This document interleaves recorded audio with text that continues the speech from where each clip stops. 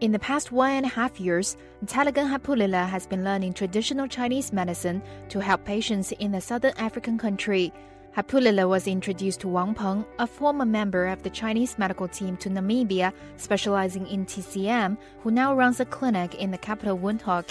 After my introduction to Dr. Peng Wang, I've been moving for 1.5 years now, and due to the need and due to the benefits I've seen of traditional Chinese medicine in my 1.5 years, because after my graduation from the Nantong University, I also did rotations at the Shakati Hospital, which is a Western medicine hospital, and I've seen the difference between Chinese medicine and Western medicine, and I think if the combination, with their combination, the benefits are tremendous. Hapulila and Wang treated 17 to 20 patients daily in the clinic, focusing on knee, lower back and shoulder pains, using various TCM therapies such as Twina.